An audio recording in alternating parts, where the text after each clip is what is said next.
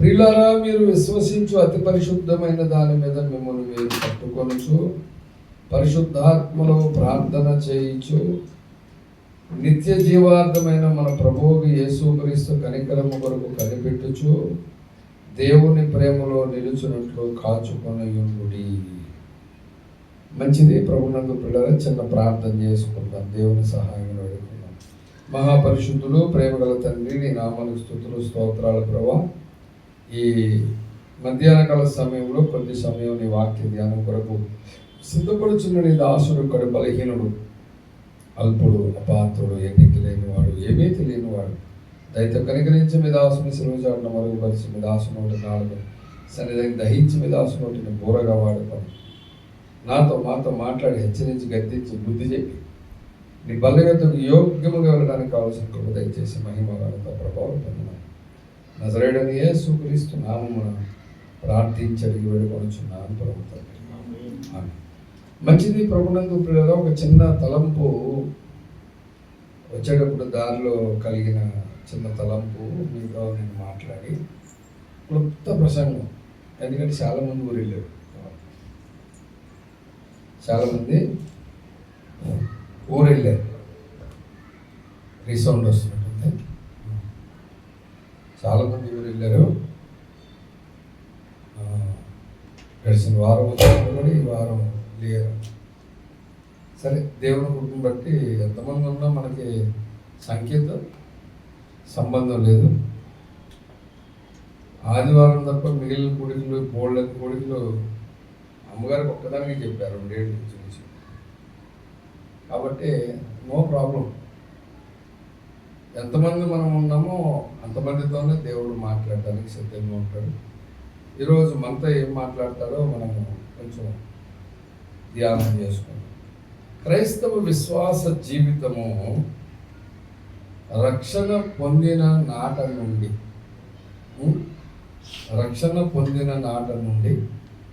ప్రభువైన యేసుక్రీస్తు వారు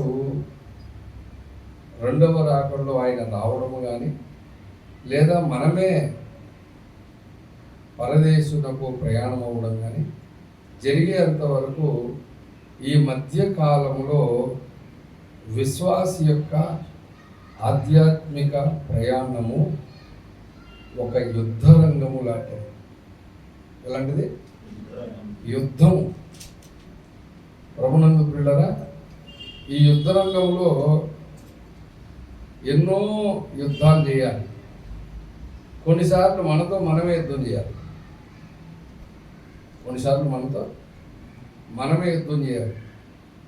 ఎందుకు యుద్ధం చేయాలి?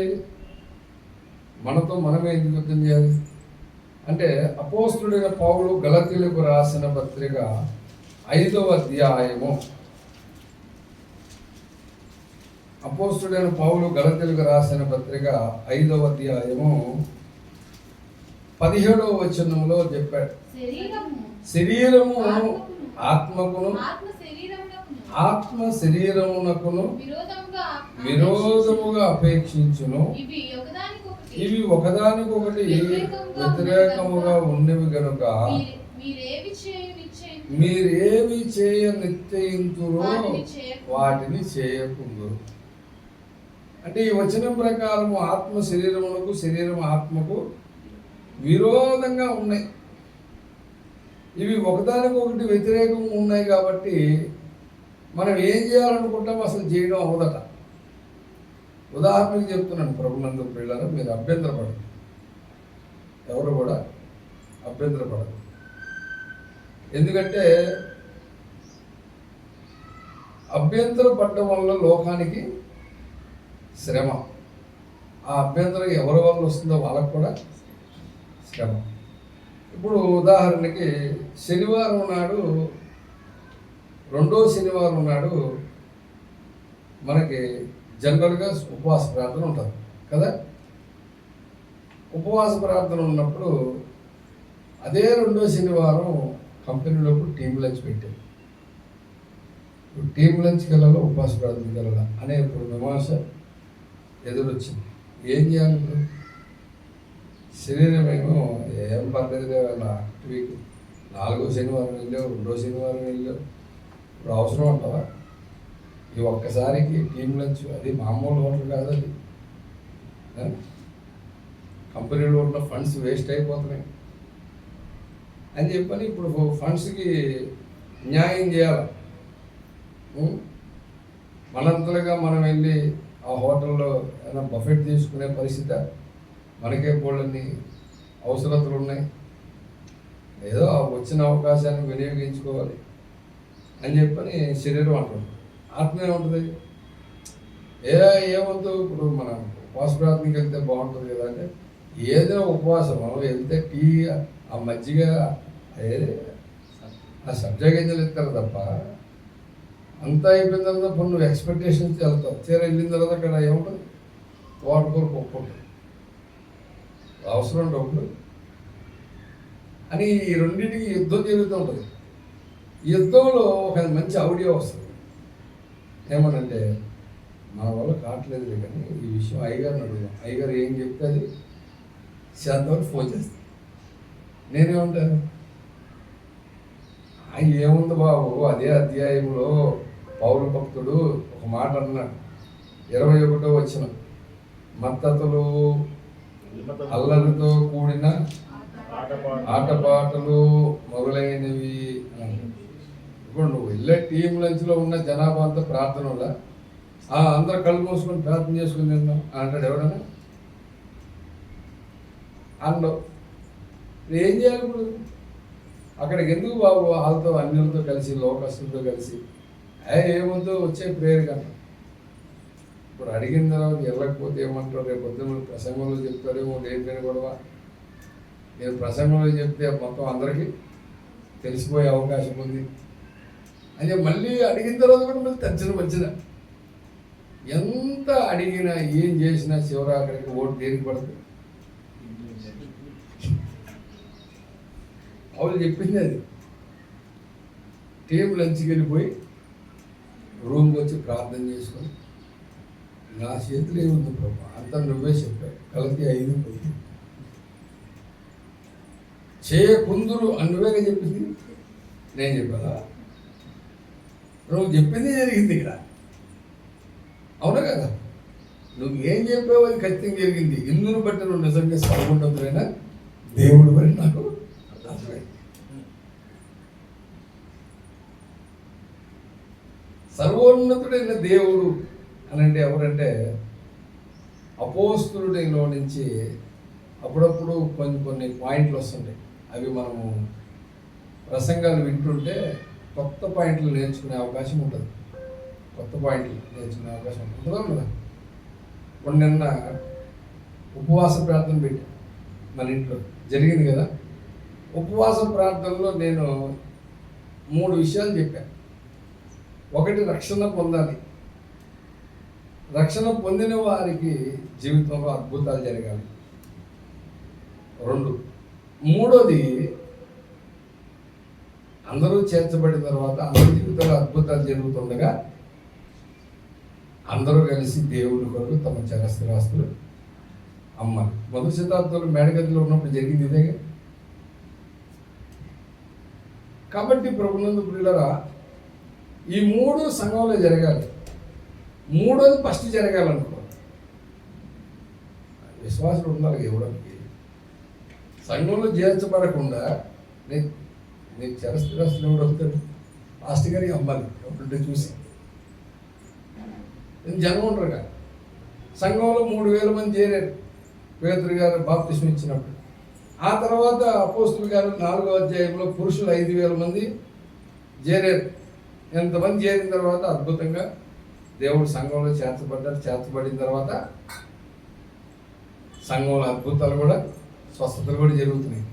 అంటే దేవుడు తన అద్భుత కార్యాలు, స్వస్థతలన్నీ జరిగిస్తూ ఉంటాడు, జరిగిస్తాడు. అలాగే మనం కూడా దేవునికి కృతజ్ఞత కలిగి మన చరస్థిరాస్తులు ఎందుకు అమ్మాలంటే, ఈ భూమి మీద కాదు, అది పరలోకంలో మనకి ఆశీర్వాదం కొరకు బహుమానం అక్కడ కాబట్టి ఇక్కడ నువ్వు చేస్తావు, అవునా? కాబట్టి ప్రభునందు ప్రియులారా, ఇలా జరుగుతున్న సంఘ పరిచర్యలో పౌలు భక్తుడు సంఘాలు కడుతూ ఉంటే మాసిదోనియా సంఘస్థులట బహు శ్రమల వలన పరీక్షించబడి అత్యధికంగా సంతోషించి నిరుపేదలైనను తమ దాతృత్వమును కనపరిచారు. అప్పుడు నేను చెప్పాను, శ్రమ కలిగినప్పుడు ఎవడైనా దాతృత్వం వస్తుందా? శ్రమల్లో ఉన్నప్పుడు ఏమొస్తుంది? విసుగు వస్తుంది, చిరాకు వస్తుంది, అవిశ్వాసం వస్తుంది, సనుగుడు వస్తుంది, ఇన్ని వస్తాయి.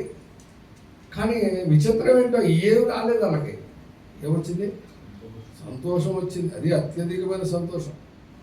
ఆ సంతోషం కాకుండా మళ్ళీ పాస్టర్ గారు, పౌల్ గారు సేవకు వెళ్తున్నారని చెప్పని వాళ్ళు ఊహించకుండా, వాళ్ళు ఆశ్చర్యపోయేటట్లుగా వీళ్ళు వాళ్ళ సేవకు సహకరిస్తే ఇంతగా చేయుదురని మేము అనుకోలేదు. కాబట్టి శ్రమలు అనేవి మనిషికి కంపల్సరీగా వస్తాయి.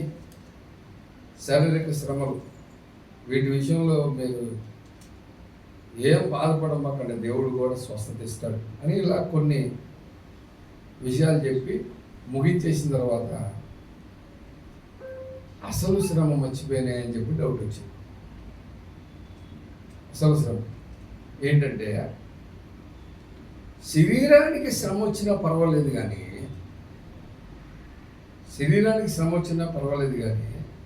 నువ్వు 6 గంటలు ఉపవాసం పెట్టి అందరూ తినే కూర వండితే ఎంత బాగుంది. ఇప్పుడు నువ్వు వండిందేమో నేను తినకూడదు అంటాను. ఇప్పుడు ఎంత కోపం వస్తుందంటే అది ఎంత శ్రమ చెప్పు. అవునా కదా? మామూలు శ్రమ అది. మన ముందు అందరూ చికెన్ తినేస్తూ ఉంటారు, మనకేమో డాక్టర్ చికెన్ తినకూడదు అంటాడు. ఎంత ఎంత బాధగా ఉంటుంది చెప్పి. అసలు ఆ ప్రెస్టేషన్ ఎలా వస్తుంది చూడు. ఇప్పుడు నేను పెరుగన్నంత తినాలా? ఇప్పుడు నాకు అనిపించింది, అంటే అన్నిటికంటే శరీరానికి జబ్బు వచ్చినా తట్టుకుంటాడు కానీ కడుపుకి ఏమన్నా కొంచెం బాధ అయితే ఇష్టం. మరి దాన్ని ఎలా తట్టుకుంటావు? అందుకనే లూకా భక్తుడు చెప్పాడు, ఎన్నోసార్లు చెప్పాను, మళ్ళీ ఒకసారి జ్ఞాపకం చేస్తాను.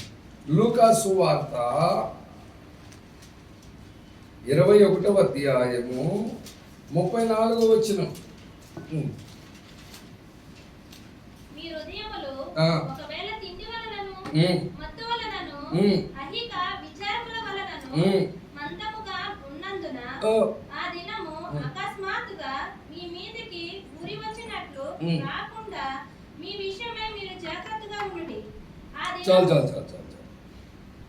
ఇప్పుడు మీరు చెప్పాలి, మీ హృదయములో ఒకవేళ తిండి వలనను మత్తు వలనను ఐహిక విచారముల వలనను మందముగా ఉన్నందున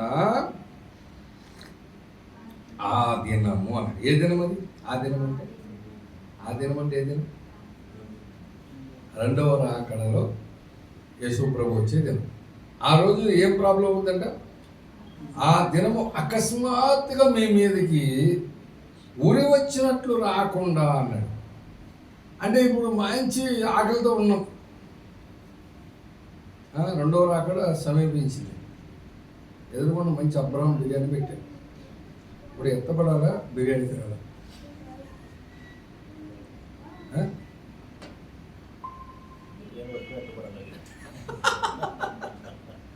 ఓ నిమిషం ఆగే భోజనం చేసి వస్తాను. ఒక ఆయన నాతో చెప్తున్నాడు, ఫ్లైట్ బోర్డింగ్ జరుగుతుందట. అందరూ లైన్లో ఉంచారు. 50-80 మంది 100 మంది ఉంటారు బోర్డింగ్లో. బాగా ఆకలేస్తుంది. ఎదురుగుండానే ఉంది మెక్డొనాల్డ్స్. జస్ట్ వెళ్ళి ఒక బర్గర్ తీసుకొని తినేసి వచ్చేద్దాం అని చెప్పి లోపలికి వెళ్ళాడు. మెక్డొనాల్డ్స్లో బర్గర్ ఆర్డర్ రెడీ అయ్యి మన దగ్గర చేతికి వచ్చి ఎంతే పడితే అది వచ్చింది. ఆకలి తట్టుకోలేక దాన్ని తినేసాడు, అయిపోయింది. అమ్మాయ అని మౌత్ తుడుచుకొని ఆడికి వెళ్ళి చూస్తే గేట్ క్లోజ్. బతిమలాడంటే చాలాసేపు. సార్ సిఎస్ఎఫ్ ఆఫీసర్ తాళం వేసుకు వెళ్ళిపోయాడు. నా దగ్గర ఈ ల్యాప్టాప్ ఇవి తప్ప ఇంకేం లేవా? లేదు ఎట్లా కొట్ట కొంచెం చూడండి, నేను వెళ్ళాలి అంటే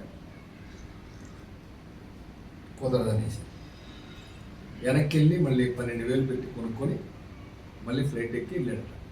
అంటే ఇప్పుడు ఒక బర్గర్ కాస్ట్ ఎంత? 12,000.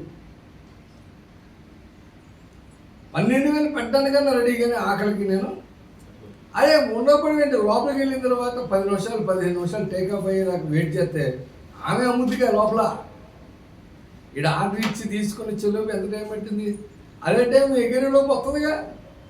అంత టైం కూడా ఉండలేదు సార్ నేను. ఇది ఆకలికి ఎక్కడ ఉంటాం మనం అని ఈ మత్తు వలన, ఈ తిండి వలన, ఐహిక విచారాల వల్ల ఎవరైతే తమ హృదయంలో ఉంటారో మందగా ఉంటారు. ఇలా ఎలా ఉంటారు?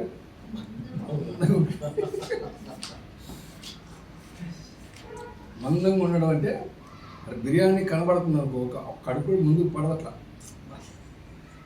సార్. అప్పుడప్పుడు మీరు చూడండి పెళ్ళిళ్ళలో, గృహకూటాల్లో ఒక పక్క. అందుకనే గృహకూటాలు ఇంట్లో ఎందుకు పెట్టరు, చర్చిలో ఎందుకు పెడుతున్నాం అంటే ఇంట్లో పక్కనే ఉంటుంది వంటగది. అమ్మగారు ఏ చేసినా సరే ఎలా వస్తుంది? మంచి స్మెల్ వస్తుంటుంది. ఇప్పుడు అప్పుడు ప్రాణం లేచి అసలు అప్పుడు ఏమనిపిస్తుంది? కరెక్ట్గా చెప్పాలి, బంధంగా ఎలా ఉంటుంది? ఏంద్రా ఈ రిఫ్లెక్స్ చేయడు, ఈ ప్రసంగం చేయడు, అసలు ఎప్పుడు చెప్తూనే ఉంటాడు కదా, ఈ రోజన్నా కొంచెం త్వరగా ముగించేసి. అది ఎంత బాధ ఉంటుంది, చాలా కష్టం. ఇప్పుడు నేను అనిపించింది అన్ని శ్రమలు చెప్పాను కానీ ఈ కడుపు శ్రమ మర్చిపోయేది చాలా బాధ. ఈ కడుపు శ్రమ బాధ ఉన్నోళ్ళు దేన్ని అసలు అంగీకరించలేరు, ఎంత సీరియస్ అయిపోతారో. నిన్న లైవ్లో చూసే నాకు అనిపించింది, అరే ఈ శ్రమ చెప్పలేదు, మనం మిస్ అయిపోయినా అనుకున్నా. ఈరోజు చెప్పాను. కాబట్టి ప్రభునందు ప్రియులరా, దేనికి నువ్వు ప్రాముఖ్యతనివ్వాలి? నేను ఉదాహరణకి ఒక టీం లంచ్, ఒక సాటర్డే ఈ చెప్పాను. జనరల్గా ఇలాంటివి ఎన్నో మన జీవితంలో లైఫ్లో ఎదురవుతాయి. అప్పుడు నువ్వు ఏమన్నా చేయాలంటే పాస్టర్ గారిని అడిగిన తర్వాత మదనపడడం కాదు. నువ్వు ఏం చేయాలన్నా నువ్వు దేంతో నువ్వు కట్టుకోవాలి? వాక్యంతో కట్టుకోవాలి. నువ్వు విశ్వసించు అతి పరిశుద్ధమైన దాని మీద నిన్ను నీవు కట్టుకొనుచు అన్నాడు. నువ్వు వాక్యముతో ఎందుకు కట్టుకోవాలి? వాక్యంతో ఎందుకు కట్టుకోవాలి?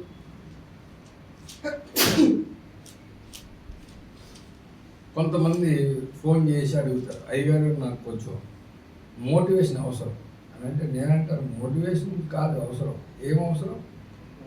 నీకేం మేలు?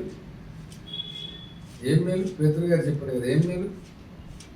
చీకటి గల చోటున వెలుగిచ్చే దీపమై ఉన్నట్లు ఆ వాక్యమందు నువ్వు లక్ష్యం ఉంచినా నీకు మేలు కదా. ఏది మేలు మనకి? మోటివేషన్ కాదు, వాక్యమే మేలు. ఆ వాక్యముతో మనం కట్టుకోవాలి. అందుకనే ఏ సిచ్యువేషన్ ఎదురైనా నువ్వు ఫస్ట్ ఎక్కడికి రావాలి? వాక్యం దగ్గరికి రావాలి. వాక్యం ఏం చెబుతుందో చూడాలి.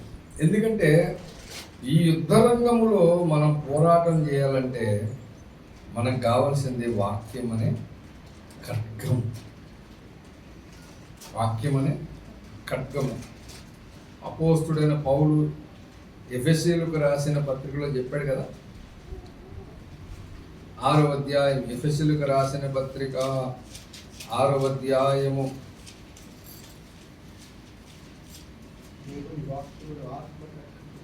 చదువు. ఎన్నో వచనం చెప్పు. 17వ వచనం. మరియు అన్నాడంటే అంతకంత ముందు నుంచి చదవాలి. 13వ వచనం.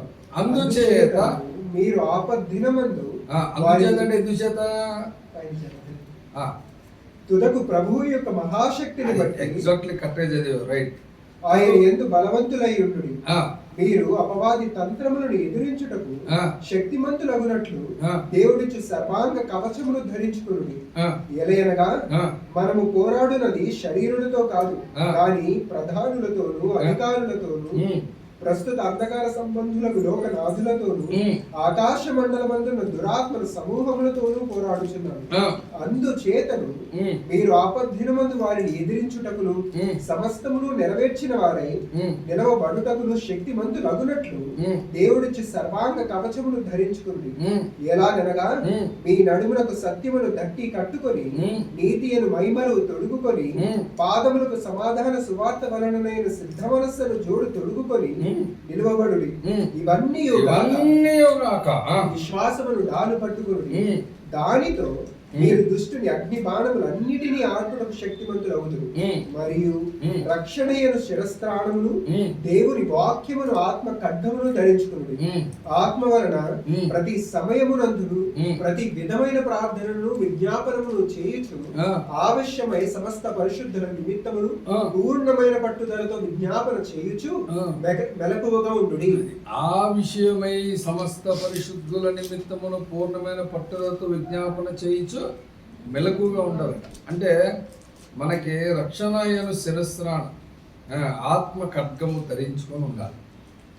ఇప్పుడు ఎవరితో పోరాడడానికి?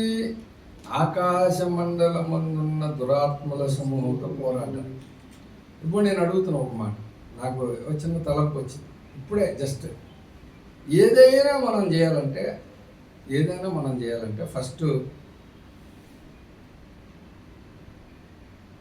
మనతో పాటు చదువుకున్న మన క్లాస్మేట్ పెళ్ళండి. అది అసలు జిగిడి దోస్త్ అనమాట. ఎంత జిగిడి దోస్త్ అంటే, అరే నువ్వు రాకపోతే నేను తాళి కట్టుందా అంటే అలాగే ఏముండదు. ఇలా లక్షలు ఖర్చు పెట్టుకున్నాడు కట్టకపోతే ముందు మక్కలేని తీస్తారు వాళ్ళ అమ్మ నాన్న.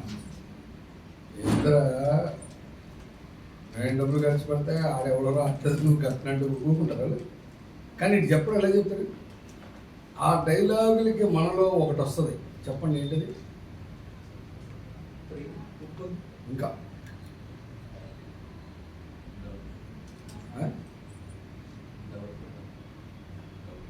డౌట్ కాదు, అంత బలవంతం చేస్తే కాదు అనలేని మోమాట వస్తుంది. అంటే అదిగా వచ్చేది మనకు వచ్చేది ఏదైనా. కానీ యేసు ప్రభువుకి అయితే మోమాట ఉంది అసలు. ఇప్పుడు ఈ మాట చెప్పినప్పుడు అయ్యగారు ఒక డైలాగ్ చెప్పాడు, నేను మీకు చెప్తాప్పుడు. అది మత్తయి సువార్త. ఈ మాట చెప్పినప్పుడు అయ్యగారు ఓపిరయ్య గారు ఒక మాట చెప్పాడు, అది చెప్తా చూడు. మత్తయి సువార్త 22వ అధ్యాయము 16వ వచనం. బోధకుడా నీవు సత్యవంతుడవై ఉండి దేవుని మార్గమును సత్యముగా బోధించుచున్నావనియు నీవు ఎవరిని లక్ష్య పెట్టవనియు భూమాటము లేనివాడవనియు ఎరుగుదు అన్నాడు. ఇప్పుడు యేసయ్యకి మోమాటం ఉందా? దేవుడి గురించి కానీ, దేవుడి వాక్య విషయంలో కానీ, దేవుడు పంపిన పని విషయంలో కానీ మోమాట ఉందా? ఆడెవడో వచ్చి మధ్యలో ఒకసారి యేసయ్య దగ్గరికి, సార్ మా అన్నయ్యకి నాకు గొడవ అవుతుంది, మా ఇద్దరు ఆస్తులు పంచాలి, కొద్దిగా మీరు పంచిపెట్టండి అన్నాడు. ఏం చెప్పాడు? మళ్ళీ ఛాన్సులే. మనం పంచడం అనేది, ఆడు వచ్చి నన్నే అడిగాడంటే మన మీద ఎంత నమ్మకం ఎంత ఉంది, ఎంత గౌరవం ఉంది. మనం కాకపోతే ఇంకేడో దిక్కు లేదు ఇది కానీ పదం ఉందంటారు. కానీ యేసయ్య ఉన్నాడు, పోయి మీ ఆస్తులు పంపకాలు పెట్టడానికి నన్ను నియమించిన వాడు ఎవడన్నాడు? మీ ఆస్తులు పంపడానికి దేవుడు పంపించాడు. దేనికి పంపాడు యేసయ్యని? ఇప్పుడు మోవాటం ఉందన్న, సార్ బతిమాలుతున్నాడు, వెంటబడుతున్నాడు, రమ్మంటున్నాడు, సర్లే కాదులే. కానీ ఆయన ఉందా మోమాటం? దేవుని పని చేసే విషయంలో మోమాటమే లేదు. అక్కడే కాదు మోమాటం. యేసు ప్రభు వారు సమరయ గ్రామంలో బావి దగ్గర కూర్చుంటే వీళ్ళందరూ రొట్టెలు కొంటానికి పోయారు. వాళ్ళు తిరిగి వచ్చేలోపు ఈయన ఏం చేస్తున్నాడు? అమ్మాయితో మాట్లాడుతున్నాడు. వీళ్ళు ఏమైనా ఒక్క క్వశ్చన్ వేయలే. ఆమె అక్కడ బిందు పడేసింది, లోపలికి ఊళ్ళోకి వెళ్ళింది, కుండ పడేసి వెళ్ళిందా, వెళ్ళి ఊళ్ళో దగ్గరికి వెళ్ళింది. ఈలోపు ఈయన ఏమన్నారు, వీళ్ళు ఏమన్నారు వచ్చి, ప్రభువా ఆహారం సిద్ధంగా ఉంది, భోజనం. ఇప్పుడు శిష్యులు అడిగినప్పుడు కనీసం అంత దూరం వెళ్ళి ఖాళీ నడకనే గుర్రం మీద వెళ్ళారా భోజనం చేయడానికి? దేని మీద వెళ్ళారు? ఖాళీ నడకనే, దూరమేగా, పక్క ఊరికి వెళ్ళి తేవాలి కదా. ఇది ఊరి చివరు ఉన్నాడు బావి దగ్గర, ఊళ్ళోకి వెళ్ళి తేవాలి. మనం ఏం చేస్తాం? మోమాటం కొద్ది సరే పెట్టుకోకుండా తింటాను, కానీ ఆయన ఏమన్నాడు? అది వద్దు, నాకు మీరు తినండి, నాకు వేరొక ఆహారం ఉన్నది అని. ఏం ఆహారం ఉంటుంది? నా దేవుడు నాకు అప్పగించిన పని తుదముట్టించుటయు నాకు ఆహారమును. అంటే అసలు శిష్యుల దగ్గర కూడా మోమాటం లేదు. అసలు ఇలాగ కొంతమంది భక్తులు ఉంటారు, మోమాటం ఉండదు వాళ్ళకి. బలవంతం చేసిన ఒప్పుకోరండి. ఫలానా బావిలో నాకు నీళ్లు తాగాలని ఉందని అడిగాడు.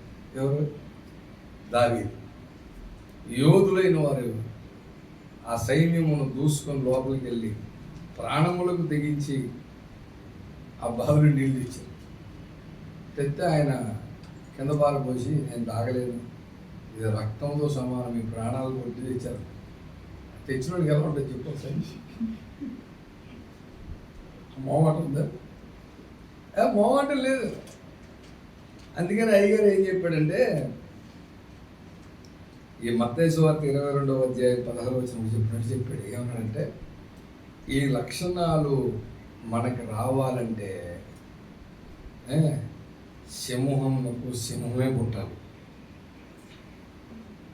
అవును కదా? సింహం గాండేస్తుంది, మేముంటుంది. పులి గాండేస్తుంది, మేముంటుంది. పులికి పులే పుడితే గనక అది ఎట్టి పరిస్థితుల్లో మేముందో ఏముంటుంది? చిన్నదైనా సరే గాండిస్తుంది. ఏసైకి పుట్టిన వానికి మోమాటం ఉంది అని అంటే ఇంకా ఏసైలో సంపూర్ణంగా అది పుట్టలేదని అర్థం. ఇంకా రాలా, నూతన జనం రాలా. ఎక్కడున్నాడు? పాతవి గతించను సమస్తము నూతనమైన అని చెప్పిన దాంట్లోకి వచ్చిన వాళ్ళకి ఇంకా రాలేదు. ఇంకా మోమాటంతో బతుకుతున్నాడు ఇంకా భూమి మీద. అందుకని చెబుతున్నా, మోమాటము అనేటువంటి ఒక చిన్నదే, కొంచెం అది చాలా చిన్నదే. దాన్ని తీసుకొచ్చి ఆకాశ మండలంలో దురాత్మలు మన దాంట్లో మనం లోపల పెడతారు. ఇంకంతే. మనం అన్నిటికీ మోమాటం. పర్లేదు అవసరం అది. ఇంకా కొత్త గొప్ప నాకు తెలిసి మన ఇండియన్స్కి ఉన్నంత మోమాటం ఫారెన్లో ఎప్పుడు ఉండదు. మా ఇక్కడ వెయిట్ ఫీల్డ్లో ఒక అమ్మగారు ఉంటుంది.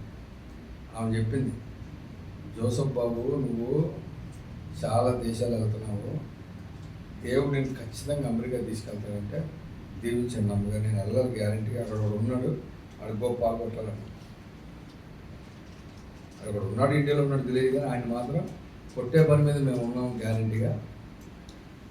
ఆడు చాలా చేశాడు, ప్రవక్తకు విరోధంగా చాలా చేశాడు. వెళ్ళాలనుకుంటున్నామంటే ఆయన తర్వాత కొడుకు కానీ నేను చెప్పిన మాట విన్నాను. ఏంటమ్మగారు అన్న, ఎవడైనా ఇంటికి భోజనానికి పిలిస్తే భోజనం ఏదైనా పెట్టి నీకు ఇచ్చినప్పుడు అది తిన్నది అయిపోయి ఇంకా నీకు ఆకలేస్తూ ఉంటే వాళ్ళు వచ్చి ఆస్తూ ఉంటే హ్యాపీ వద్దులేండి అన్న. మాకు అన్నావా కేల్ కథం దుకాణం పని నీకు మళ్ళీ అవడేయడారు. అదేంటమ్మా అన్న. అంతేనంట. ఆ అట్లా ప్లేట్ ఇచ్చి తిరుగుతుందట. ముందే వాడు వస్తేనే వద్దుందంట, తర్వాత ఎవడు ఇట్లేదంట. ఆ ప్లేట్ గురించి ఉందంట, ఎవరు రావట్లేదు. వెళ్ళి వేసుకుందామంటేనేమో మనకేముంటుంది ఇదేకి మొహమాట. ఆ లేతలు చూస్తేనేమో వాడు అడిగాడు, అడిగితే వేసారు కదా. ఇంకా ఆకలితో ఇంటికి వచ్చాను బాబు, అస్సలు నాకు భోజనం సరిపోలేదు. నువ్వు మాత్రం వాడికి వెళ్తే మొహమాట పడాలని నేను చెప్పాను. అక్కడికి వెళ్ళినప్పుడు కదా ఇక్కడ కూడా మొహమాట లేదు. భోజనం పెడతాను అనుకో, వద్దమ్మ గారు అన్న, ఆ పెట్టు కూర్చుంటా అని చెప్పి తినేసి వెళ్ళిపోవడమే. అలా కరాకండి ఉండాలి. ఎవరిని లక్ష్యం పెట్టకూడదు, ఎవరిని మొహమాట పడకూడదు. ఈ లక్షణాలు మనలో వస్తే కనుక ఎదురుగుండా కూర్చుంది చాలా పెద్ద పాస్ట్ అయినా సరే మనకు అవకాశం వచ్చినప్పుడు వాక్యాన్ని కట్కర్ని దుయ్యడమే. మొహమాటము లక్ష్యము ఉందనుకో, కత్తి దూయగలవా? కత్తి దూయలేదనుకో, రక్తం గారలేదనుకో, అప్పుడు విన్నావు కూడా నువ్వా? ఎవరు చెప్పు? ఇర్మియా గ్రంథము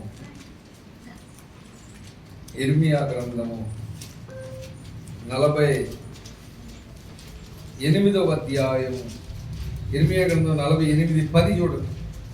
యెహోవా కార్యమును అశ్రద్ధగా చేయువాడు శాపగ్రస్తుడగును గాక, రక్తము ఓడ్చకుండా ఖడ్గము దూయువాడు శాపగ్రస్తుడగును గాక అన్నాడు. అంటే ఇప్పుడు నేను మోమాటానికి ఎవరినో పెద్ద పాస్టర్ చెప్పి లక్ష్య పెట్టి, లేదా పెద్ద ధనవంతులను లక్ష్య పెట్టి నువ్వు సరిగా వాక్యం చెప్పకపోతే, నువ్వు సరిగా కత్తి దూయకపోతే, దూసినప్పుడు కత్తికి రక్తం ఓడ్చకపోతే ఎవడు శాపగ్రస్తుడు? విన్నాడా? చెప్పినోడు శాపగ్రస్తుడు. ఎంత భయంకరమో చూడండి మీరు. నేను అందుకని చెప్తున్నా, ఈ మోమాటము, ఈ లక్ష్య పెట్టడం అనే 2 అంశాలు విశ్వాసులు కానీ, కాపర్లు కానీ, ఇవాంజలిస్టులు కానీ ఉంటే మీకు చాలా ప్రాబ్లం. మీరు యుద్ధం చేయలేరు. ఈ ఆకాశ మండలం మందులది దురాత్మ సముఖము చాలా ఇలాంటి విషయాల్లోనే మనల్ని పెట్టి చాలా మటుకు మనల్ని ఏం చేస్తున్నాయి? ఆధ్యాత్మికంగా ఎదగకుండా చేస్తున్నాయి. దేవుడేమో ఆ ఫాస్టింగ్ ప్రేయర్లోనో లేదా కూడికలోనో ఎక్కడో ఒక చోట ఆయన ఒక ప్రేరేపణ, ఒక తలంపు కలిగి ఉంటాడు. చెప్పాలి, ఈరోజు మాట్లాడాలి నా పిల్లలతో. కానీ ఏది ఇంపార్టెంట్ అనుకుంటామో ఆ రోజే చాలామంది ఉండరు. అనుకున్న టైంకి వాళ్ళు రాలేరు. దాని వలన మిమ్మల్ని మీరు ఎలా కట్టుకుంటారు అది. కాబట్టి ఆధ్యాత్మిక ప్రపంచంలో ఈ యుద్ధరంగంలో ఆకాశ మండలం ఉన్న దురాత్మ సమూహములు ఇంకెన్నో నిన్ను ఎదగనివ్వకుండా, పైకి రానివ్వకుండా, ఆధ్యాత్మిక స్థితిలో ఉన్నతమైన స్థానంలోకి వెళ్ళనివ్వకుండా, దేవునితో సహవాసం చేయనివ్వకుండా, సంఘ సహవాసం చేయనివ్వకుండా చాలా పరిస్థితులు పెడతాడు. ఆ పరిస్థితులు కొన్ని నెల రోజులు అయితే తెలుస్తుంది. ఇంకో నెల ఏం తెలుస్తుంది? ఎండాకాలం స్టార్ట్ అవుతుంది. ఇక్కడ ఈ మొత్తం ఫ్యాన్లు వేసిన గాలి రాదు, ఉడికిపోతూ ఉంటుంది. ఆ తలుపులు తీసినా సరే రాదు గాలి. 5లో పెట్టినా 1లో తిరుగుతుంటుంది అది. మన దగ్గర కొంతమంది మన సహోదరులు ఉన్నారు, ఆస్థాన విద్వాంసులు. దానికి ఎదురుగుండేస్తారు కుర్చీ. అక్కడ అయిపోయింది. ఎన్ని కష్టాలు అసలు. ఇన్ని కష్టాల్లో మనం ఆధ్యాత్మిక యాత్ర నడవడం అవసరం రా అనిపిస్తూ ఉంటుంది మనసుకి. ఈరోజు గూగుల్లో ఉంటే సరిపోతులే మరి పెద్ద విశేషం. కంటిన్యూగా వెళ్తాం. ఈ ఒక్క వారం గూగుల్లో ఉంటే సరిపోదా? మరి గూగుల్లో ఉంటే బల్లెలా తీసుకుంటారు, ఇంకెక్కడికైనా వెళ్తే బల్లెలా తీసుకుంటారు. ఒక నిబద్ధత లేనప్పుడు, ఒక కమిట్మెంట్ లేనప్పుడు, దేవుని సన్నిధిలో దేవుని విషయం మీద కమిట్మెంట్ లేనప్పుడు దేవుడు నీకు ఇవ్వాలనుకున్నటువంటి బహుమానం నీకు ఎలాగే ఇవ్వాలి ఆలోచించండి. అందుకని యుద్ధరంగంలో భయపడితే చాలా డేంజర్.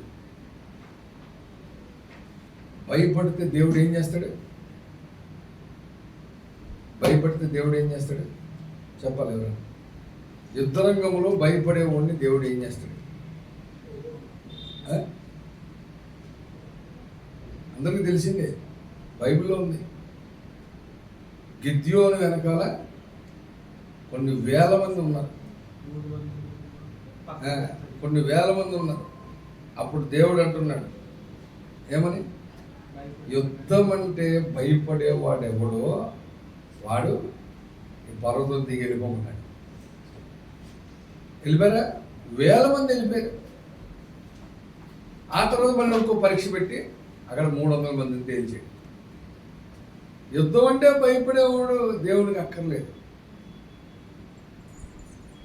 కానీ యుద్ధం అంటే భయపడకుండా ఉండేది. ఈ మధ్యకాలంలో మనోళ్ళు అడిగితే చెప్పాను, యుద్ధము అంటే భయపడనిది ఏది? యుద్ధం అంటే భయపడనిది ఏది? కొన్నిసార్లు మనిషి కూడా భయపడతాడు, కానీ యుద్ధం అంటే భయపడింది గుర్రం. చూడండి యోబు గ్రంథం, యోబు గ్రంథం 39వ వచనం 18 నుంచి చదువు. అది లేచినప్పుడు గుర్రమును దాని రౌతులు తిరస్కరించును. గుర్రములకు నీవు బలమునిచ్చితివా, జూలు వెంట్రుకలతో దాని మెడను కప్పితివా, మిడత వలె అది గంతులు వేయునట్లు చేయుదువా, దాని నాసకారంధ్ర ధ్వని భీకరము, మైదానములు అది కాలు దుప్పి తన బలమును బట్టి సంతోషించును. అది ఆయుధదారులను ఎదుర్కొనబోవును. అది భయము పుట్టించు దానిని వెక్కిరించి భీతి నొందకుండును. ఖడ్గమును చూచి వెనుకకు తిరగదు, ఖడ్గమును చూచి వెనుకకు తిరగదు. అంబుల పొదియు తలతలలాడు ఈటెలను ఈటెయు బల్లెమును దాని మీద గలగలలాడించినప్పుడు ఉద్దండ కోపముతో అది బహుగా పరుగులెత్తును. అది బాకానాదము విని ఊరకుండదు. బాకానాదము వినినప్పుడల్లా అది దూరము నుండి యుద్ధ వాసన తెలుసుకొను. సేనాధిపతుల ఆర్భాటమును యుద్ధఘోషను వినును. భయపడుతుంది కొద్దిగా, భయపడద్దు అసలు. అది దాని మీద ఈటెలు డాళ్ళు తలతలలు ఆడించి, ఒకవేళ దాని మీద గలగలలు ఆడించినప్పుడు అది ఉద్దండ కోపంతో పరిగెడుతుందట. బాకానాదం పెట్టినప్పుడల్లా ఆహా ఆహా అనుకుంటుందట. అంటే అసలు యుద్ధం అంటే దానికి అసలు భయం ఉందా? అస్సలు భయమే లేదు. అందుకనే అడిగాడు, గుర్రమునకు బలము నీవిచ్చితివా, జూలు వెంట్రుకలతో దాని మెడను కప్పితివా, మిడత వలె గంతులు వేయినట్లు చేయుదువా. ఎందుకు ఇవన్నీ చెప్పాడు? గుర్రం గురించి మొత్తం తెలుసుకోవాలి మీరేనా. గుర్రం సబ్జెక్ట్ కావాలంటే ఇంటర్మీడియట్లో ఏ సబ్జెక్ట్? జువాలజీ. బైపీసీ చదివాను, జువాలజీ ఉందా? జువాలజీలో ఇప్పుడు గుర్రం గురించి మనం తెలుసుకోవాలంటే ఇప్పుడు ఏం చేయాలి? మంచి ప్రొఫెసర్ని పట్టుకోవాలి. ఆడికి కూడా తెలియదు ఈ సబ్జెక్ట్, వాడికి కూడా తెలియదు. ఈ మాటలు ఎవరికి చెప్తున్నారు? యెహోవా దేవుడు సుడిగాలిలో వచ్చి యోబుకి చెప్తూ ఉంటే యోబు వింటున్నాడు ఆ మాటలు. అంటే దేవుడు చెప్తున్నాడు గుర్రం గురించి. అంటే ఎందుకు? ఇప్పుడు యోబు అర్జెంట్ గుర్రం గురించి తెలుసుకోవాలా? యోబు ఆధ్యాత్మిక ప్రపంచంలో శ్రమలు పడుతున్న ఆ శ్రమలలో అతడు ఒక యుద్ధమును ఎదుర్కొంటున్నాడు.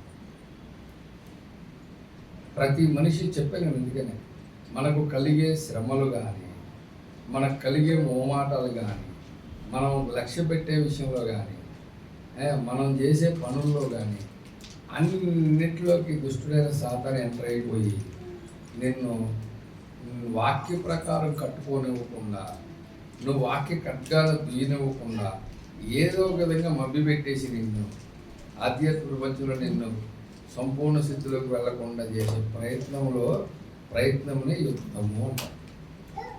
ఈ శ్రమలో యోగికి ఏమొస్తుంది? యాక్చువల్గా ఎంత శ్రమ వచ్చినా నిరుత్సాహం వచ్చేసింది. వచ్చిందా? ఈ సాలే ఇంకా నీ వలన నేను చూద్దాం. యోబు గ్రంథం ఆయన ఏమన్నాడు, ఆయన గురించి, దేవుని గురించి ఏం మాట్లాడాడో మనం చూద్దాం ఒక్కసారి. అయ్యా యోబు గ్రంథము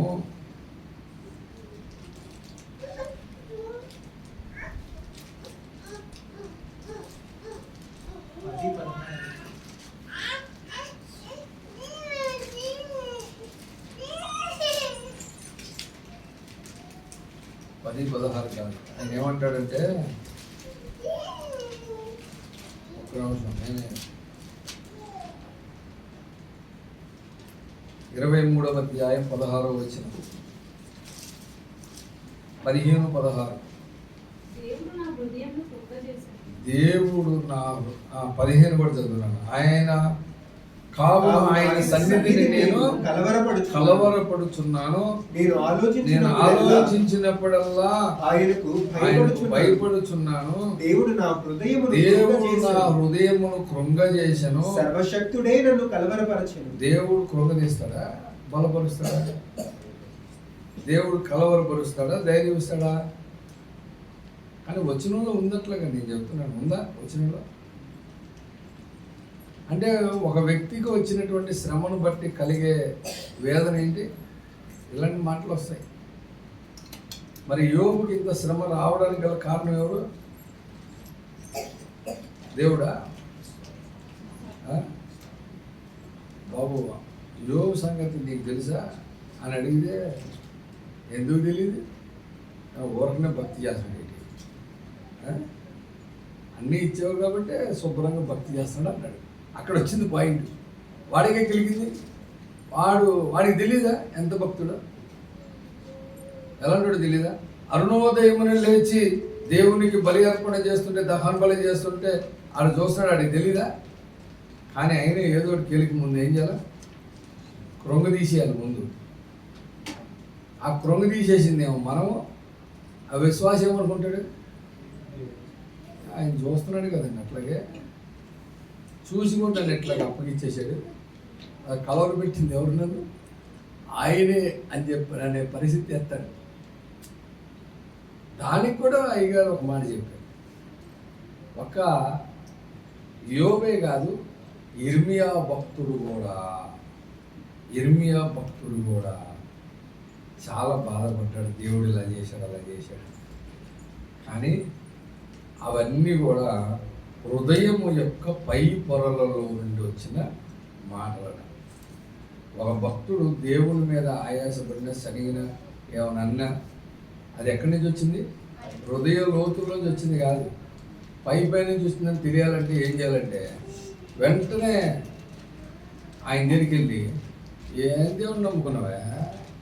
ఆయన అంత మంచోడు కాదు, నీకు తెలియదు అని అంటే అప్పుడు వస్తుంది యోబు దగ్గర నుంచి. ఏమని? ఎవడో నువ్వు దేవుడి గురించి మాట్లాడుతున్నావు, ఆయన సంగతి నీకు తెలుసా, ఆయన ఎవరో నీకు తెలుసా అంటాడు. ఇక రివర్స్ అయిపోతాడు. దానికి ఉదాహరణే అయ్యగారు ఇట్లాగా ఒకసారి చాలా బాధగా కూర్చుంటే ఆడు వచ్చాడు. వచ్చేమన్నాడు? దేవుని వలన నీకేమన్నా బెనిఫిట్ ఉందా? పెళ్లి చేసుకున్నావు, విడాకులు ఇచ్చేసింది, పిల్లల్ని అన్నావు, పట్టుకుపోయింది, నీ మీద బాగా బ్యాడ్ నేము ప్రపంచం అంతా వెళ్ళిపోయింది. నువ్వంటే ఇష్టపడిన వాళ్ళు బోళ్ళ మంది ఉన్నారు, నీ మీద చెప్పిన వాళ్ళు బోళ్ళ మంది ఉన్నారు. ఇప్పటికి ఇన్ని సంవత్సరాలు సేవ చేస్తున్నా కానీ పైసా ధనం లేదు, సొంత ఇల్లు లేదు, సొంత కారు లేదు. నిన్నగాక మొన్న వచ్చాడు ఆయన. ఎవరైనా ఒక ఆయన బెంజులు అన్నీ మెయింటైన్ చేస్తున్నాడు. గిఫ్ట్ ఆఫర్లు కూడా పెట్టాడు ఈ మధ్యన. ఒకటి డబ్బులు కడితే బియ్యం డబ్బులు అంటారు కదా, BMW. అది అనుకోకుండా మళ్ళీ ఒక వెదవరాలకి, వెదవరాలకి ముసలాడు తగిలింది. ఎవరు లేరట మళ్ళీ ఆవిడ అదలు తగ్గుతుంది. వెనక ముందు ఎవరు లేని ఒక పేద వెదవరాలు 80 ఏళ్ళకి BMW తగిలింది. తోలుతుంది ఆమె చేసుకొని, పెట్రోల్ వేసుకొని, అయ్యా నేను ఏడ్స్ చేసుకొని, అయ్యా నువ్వే చేసుకొని ఫాస్ట్ గారికి ఇచ్చేసినారు. అప్పుడు మళ్ళీ దీనికోసం మళ్ళీ లాటరీ పెట్టడం ఎందుకు, డబ్బులు కలెక్ట్ చేయడం దీనికి అవసరమైంది.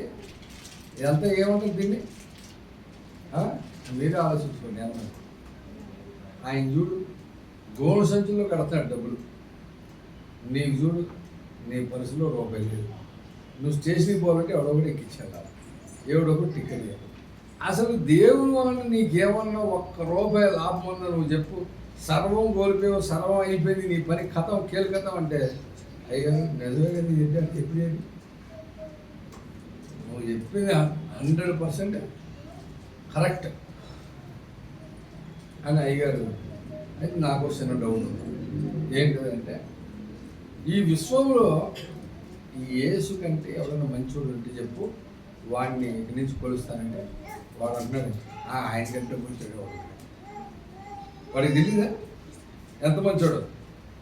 మరి ఆయన కంటే మంచోడు ఎవరు లేనప్పుడు నువ్వెందుకు నా దగ్గరికి వచ్చి నన్ను అనవసరంగా డిస్టర్బ్ చేస్తున్నావు? యేసుక్రీస్తున్నావు అన్న గెట్అవుట్ అంటే పారిపోయాడు. మరి అదే అర్థం.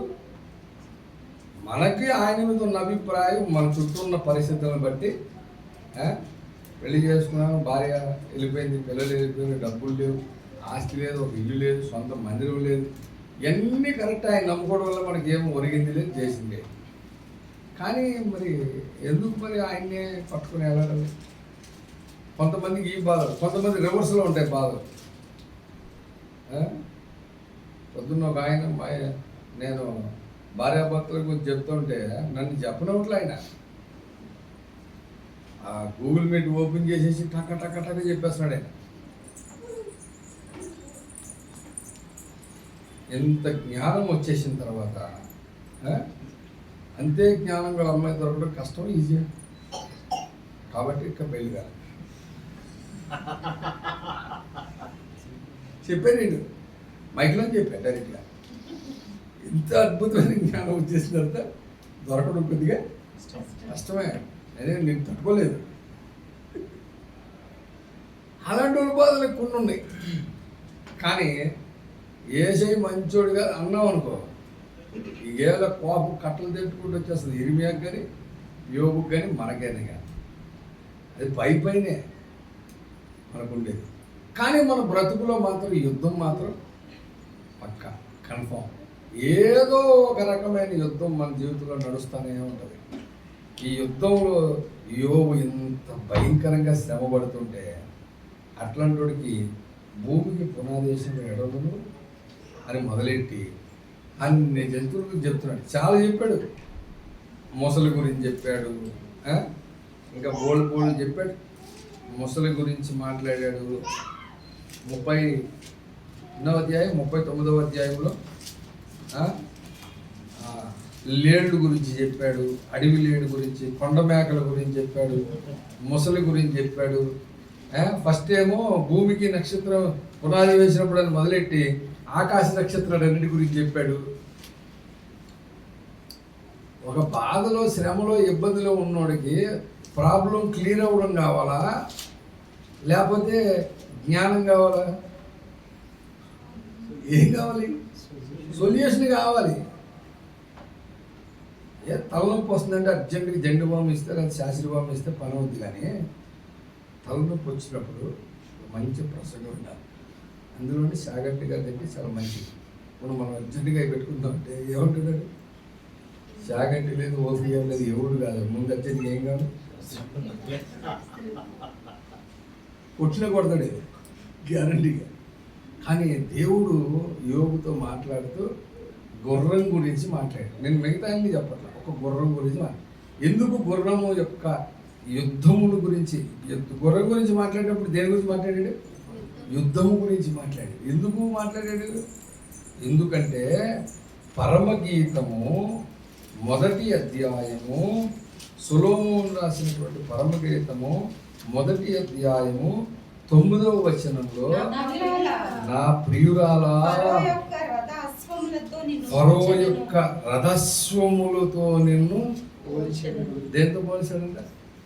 ఫరో యొక్క రథముల యొక్క అశ్వముతో.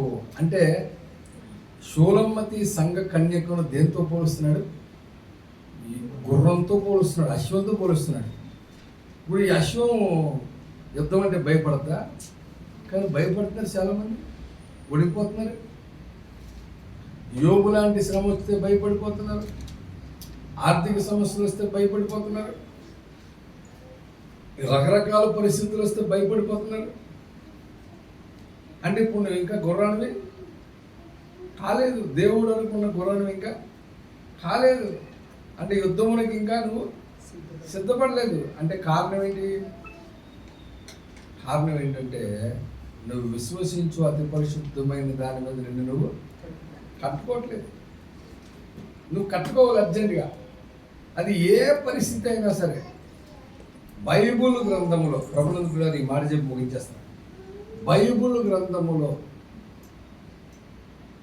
ఈ భూమి మీద విశ్వాసుల జీవితాల్లో కలిగే ప్రతి పరిస్థితి ఒకప్పుడు మునుపు భక్తుల జీవితంలో జరిగినాయి. అవునా కదా? బైబిల్ గ్రంథం ప్రసంగి గ్రంథంలో 3:15 చెప్పినట్లు మునుపు జరిగినదే మరలా జరుగును. భూమి మీద జరిగేది ఏది కొత్తది కాదు. జరిగిపోయిన దాన్ని మరలా దేవుడు రప్పిస్తున్నాడు. అంటే ఇప్పుడు నేను చెప్తున్న వ్యాధి కానీ, మానసికమైన బాధ కానీ, ఆర్థిక బాధలు కానీ, ఇంక ఎలాంటి పరిస్థితులైనా, యుద్ధమైనా అవి ఆల్రెడీ ఈ ప్రపంచంలో కొంతమంది జీవితాల్లో జరిగింది. జరిగిన దానిని మరలా జరిగిస్తున్నాడు. మన దగ్గరికి వచ్చింది. మనం అర్జెంట్గా ఇప్పుడు ఏం చేయాలి? జరిగిన దాని విషయం తెలుసుకొని భక్తులు ఎలా బలపడ్డారో, ఎలా నిలబడ్డారో, తమ యాత్రను ఎలా సాగించారో, తమ యుద్ధమును ఎలా గెలిచారో అది గ్రహించడానికి మనం ఏం చేయాలంటే ప్రతి విషయంలో వాక్యం దగ్గరికి వెళ్ళాలి. వెళ్ళి నువ్వు విశ్వసించు అతి పరిశుద్ధమైన దాని మీద నిన్ను నువ్వు కట్టుకోవాలి. కట్టుకున్న తర్వాత ఏం చేయాలి? కట్టుకొనుచు పరిశుద్ధాత్మలో ప్రార్థించుచు, పరిశుద్ధాత్మలో ప్రార్థన చేయుచు నిత్య జీవార్థమైన మన ప్రభువుకు యేసుక్రీస్తు కనికరము కొరకు కనిపెట్టుచు దేవుని ప్రేమలో నిలుచున్నట్లు కాచుకొని ఉండు. ఎవరి ప్రేమలో? దేవుని ప్రేమలో నిలుచున్నట్లు కాచుకొని ఉండు. ఇప్పుడు నేను అడుగుతున్నాను ఒక మాట. ఇజ్రాయేలీలు అరణ్యయాత్రలో ఉన్నప్పుడు అందులో నమ్మకపోయిన వారిని తర్వాత నాశనం చేశాడని యోధాపత్రిక 6లో ఉంది. ఉందా? ఎందుకు 6లో ఉంది? వాళ్ళు ఎదురుగున్న సముద్రాన్ని, వెనక నుంచి వస్తున్న ఫరో సైన్యాన్ని చూసి భయపడి వాళ్ళు ఏం చేయాలనుకున్నారు? ఒక నాయకుడిని వెంట పెట్టుకొని, ప్రభునందు పిల్లరా, ఒక నాయకుడిని రెడీ చేసుకొని మళ్ళీ తిరిగి ఐగుప్తుకి వెళ్ళిపోదామని ప్లాన్ చేసుకున్నావు. ఎప్పుడైతే నువ్వు తిరిగి వెళ్ళిపోవాలనే ఉద్దేశం నీ హృదయంలో ఉంటుందో ఆ దినాన్నే దేవుడు నిన్ను తీసి పక్కన పెట్టేస్తాడు. ఏమైనా జరగనియండి సార్, నేను ఆయన వదలను నేను. ఆఖరికి మరణమైన పౌలు అన్నాడా? ఏది మనల్ని ఎడబాబుది ఆయన నుంచి? మరణమా? పౌలు భక్తులు అన్నారు. ఆ మాట ఎవరికైనా ఐడియా ఉందా? చూస్తారా? అది ఎంత అద్భుతమైన మాట చెప్పండి. ఆ స్టాండర్డ్ ఒక విధంగా నిజంగా ఈ లోకంలో ఫస్ట్ ఈ బాధలు తట్టుకోలేక సూసైడ్ చేసుకోవాలంటే ఆధ్యాత్మిక ప్రపంచంలో చేసుకోవాలనుకున్నాడు ఎవడన్నా ఉంటే ఆయన ఫస్ట్ చేసుకోవాల్సింది ఎవరు? ఎందుకు? ఒకటి ప్రధాన పాపి. అరే మారు మనసు పొంది పరిశుద్ధుడైపోయి క్రీస్తులు పోలి నడుచుకుంటున్న టైంలో ఆయన పడిన కష్టాలు, బాధలు, ఇబ్బందులు ఇంకెవడైనా అయితే పర్వాలేదు, కానీ తన సొంత సహోదరులే, కపట సహోదరులు ఆయన్ని ఆపదల్లో పెట్టేశారు. ఇవన్నీ తెలుసుకున్నప్పుడు ఎంత బాధ ఉంటుంది అసలు. ఈ బాధలు తట్టుకోలేక ఫస్ట్ ఏం చేయాలి? చచ్చిపోవాలి. కానీ ఆయన ఏమన్నాడు? మరణమైనను అధ్యాయం 8 రోమాపత్రిక 8వ అధ్యాయము 38. రోమాపత్రిక 8:38. మరణమైనను జీవమైనను దేవదూతలైనను ప్రధానులైనను ఉన్నవి అయినను రాబోవునవైనను అధికారులైనను ఎత్తైనను లోతైనను సృష్టింపబడిన మరి ఏదైనను మన ప్రభువైన యేసుక్రీస్తునందలి దేవుని ప్రేమ నుండి మనలను ఎడబాపనేరమని గూఢిగా నమ్ముచున్నాము. ఏం కాన్ఫిడెంట్ అండి ఇది. ఇందులో ఒక్కొక్కటి మనం చదివితే ఒక్కొక్కటి చదివితే మరణమైనను జీవమైనను ప్రధానులైనను దేవదూతలైనను ప్రధానులైనను మళ్ళీ ఏమన్నాడు? ఉన్నవైనను అంటే అర్థం ఏంటి చెప్పండి ఒకసారి. ఉన్న శ్రమలైనను, ఉన్న జబ్బైనను,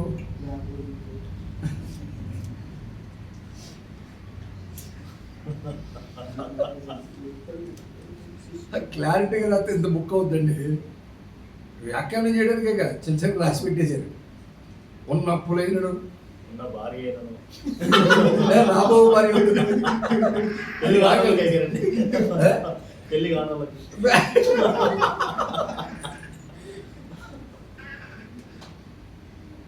వ్యాఖ్యానం చేసేప్పుడు ఉన్న భార్య అంటే మనొక్క భార్య వస్తుంది. అది రాలేదు. అది చెప్పాలంటే మనం వేరే వ్యాఖ్యానం చేయలేదు. చేసుకోబోయే వారికి వేరేది. అందుకని అన్నా నేను ఏమని, ఉన్న అప్పులైనను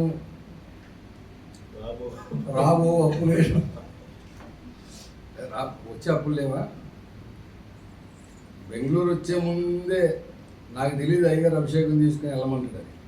ఆ 2012లోనే మన విజయవాడలో నీళ్ళు మనం మీరు వచ్చారు కదా మనోహర్ ఎంగేజ్మెంట్కి పెళ్లి కొడుకుని చేసేదాన్ని. ఆ ఇల్లు ఆ చివర ఇంకొక 4 పోర్షన్లు ఉన్నాయి. మొత్తం కలిపి గోయిలో ఉండేది. పైకి లేపు కట్టించాం. గోడలు అలా కొంచెం పైకి లేపు రేగులు చెట్టు ఆ గేబుల్ మాల్లో ఉండేది తీసి రేగులు వేసేయాలి. ఇంచుమించి 5 లక్షలు ఖర్చేది. 5 లక్షలకి వడ్డీ కడతా ఉన్నా. కరెక్ట్గా అదే టైంలో అయ్యారు అభిషేకం తీసుకొని బెంగళూరు వెళ్ళాలన్నాడు. ఏం చేయాలి? 5 లక్షల రూపాయలు అప్పు ఉంది, సేవకి వెళ్ళిపోమంటున్నాడు. ఇక్కడేమో వడ్డీలు కట్టాలి. ఆ ఉన్న కిరాణా షాపు అమ్మగారికి కృపమ్మ గారికి అప్పు చెప్పాలి, పిల్లలను చదివించాలి. అద్దులతో వీళ్ళు ఎలా మెయింటైన్ అవుతారు, ఇవన్నీ ఆలోచించి దేవేశ్వర గారి దగ్గరికి వెళ్ళి చెప్పాను. అయ్యగారు ఇప్పటికే 5 లక్షలు అప్పు ఉంది అయ్యగారు, మళ్ళీ బెంగళూరు అంటున్నారు. ఓపెనింగ్ అంటే చాలా డబ్బులు అవుతాయి కదా అయ్యగారు అంటే, అయ్యగారు ఏమంటే అప్పులో అప్పు ఏంట్లో ఇప్పుడు తెలిసింది నాకు. ఉన్నప్పుడు కాక రాబో అప్పుడు కూడా నిజంగా క్రీస్తుని ప్రేమను ఎడబాపనేరు. 50,000 నువ్వు పట్టుకో, మిగతా దేవుడు చూసుకుంటాడన్నాడు. ఇక్కడికి వచ్చా 50,000 రూపాయలు పట్టుకొని వచ్చా. మా తోడరెడ్డి గారు మీరు ఎంత ఖర్చు పెడతారన్నాడు. ఆయన ఇచ్చాడు 25,000. విజయవాడ సంఘం నుంచి కొంత డబ్బులు, అట్లా మొత్తం అందరూ కలిపి 1,20,000 రూపాయలు వచ్చింది. ఖర్చులు 1,00,000 రూపాయలు అయ్యాయి. 20,000 జోబులు ఉన్నాయి. అందరూ మళ్ళీ జోడి వెళ్ళిపోయి. అప్పుడు తెలిసింది ఉన్నప్పుడు కాకుండా రాబోప్పుడు కూడా వస్తాయి. గ్లోరీ చెప్పాలి. ఉన్న మార్కులు అయ్యారు అట్లా కదా అయ్యారు. ఎవరు రాబో మార్కులు ఎలా ఉంటాయి ఎవరు తెలిసి? ఇప్పుడు చెప్తాం. ఉన్న హైక్ ఎక్కువ తక్కువ ఎవరు తెలుసండి. ఇప్పుడు ఈ సంవత్సరం బాధ చింతపడిపోతుంటారు. ఇంత కష్టపడి పనిచేసాను, నా శ్రమంతా దోపిడీ చేసి 5% హైక్ ఇచ్చాడు అని బాధపడుతుంటే రాబో హైక్ అంటుంది ఎవరు తెలుసండి. ఇప్పుడే నువ్వు 5% దేవునికి స్తోత్రం హల్లెలూయా. నేను కష్టపడ్డాను, దేవుని కృష్ణ బట్టి నాకు 5% ఇచ్చాడు. ఆ 5 కూడా తీసుకున్న 3 మంది ఉన్నారు. నాకైతే దేవుడు 5% అని దేవుని సన్నిధిలో నువ్వు ఆనందంగా హల్లెలూయా చెప్పు, చింతపడకుండా. నెక్స్ట్ హైక్ ఎలా ఉంటుంది? ఆమేన్. ఎప్పుడు ఆ దేవుని ప్రేమలో నువ్వు నిలబడి ఉన్నప్పుడు. అందుకనే ఉన్నవైనను రాబోవైనను అధికారులైనను ఎత్తైనను లోతైనను సృష్టింపబడిన ఏదైనను అంటే సృష్టింపబడిన దాంట్లో సృష్టింపబడినది ఒకటి చీకటిని ఆవహించుకొని ఈ లోకంలో సాతానే తిరుగుతుంది ఒకటి కదా. అదైనను అవును కదా. అంటే అర్థమైంది సృష్టింపబడింది ఏదైనా అంటే అర్థమైంది. దాంట్లో ఎక్కడ పాయింట్ ఎక్కడ ఉంది? దాంట్లో పౌలు చెప్పింది సృష్టింపబడిన దాంట్లోనే ఒకటి తనలోకి చీకటి తెచ్చుకొని దేవుని సంగమునకు విరోధంగా భూమి మీద పనిచేస్తున్న వాడైనను మన ప్రభు అయినా అని సృష్టింపబడిన మరి ఏదైనను అన్నాడు. మనల్ని క్రీస్తునందలి దేవుని ప్రేమ నుండి వల్ల పాప నేరవుని రుడిగను. అంటే ఎంత కాన్ఫిడెన్స్ ఎలా వస్తుంది? ఇంత కాన్ఫిడెన్స్ రావాలంటే ఆ వాక్యములో నిన్ను నువ్వు కట్టుకుంటూ పరిశుద్ధాత్మలో ప్రార్థన చేయుచూ ప్రభువుకి యేసుక్రీస్తు నిత్య జీవార్థమైన మన ప్రభుని యేసుక్రీస్తు కొరకు కనికరము కొరకు కనిపెట్టుచూ దేవుని ప్రేమలు ఎలా ఉండాలి? నిలుచున్నట్లు. ఎలా నిలవాలి? దేవుని ప్రేమ నిలవడం ఎలా నిలబడాలి?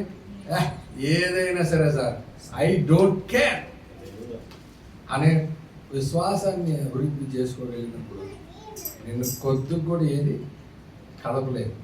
15వ కీర్తనలో చదివాం కదా, అట్టివాడు ఏ విషయంలో కూడా కదలదు. అటువంటి భాగ్యం ప్రభు మనకు దయచేయను కాక. ఆమె రండి ప్రార్థన చేసుకుందాం. కొంచెం సమయం ప్రార్థనలో శ్రీకాంత్ నడిపిస్తారు. మనము ప్రార్థనలో ఎక్కువ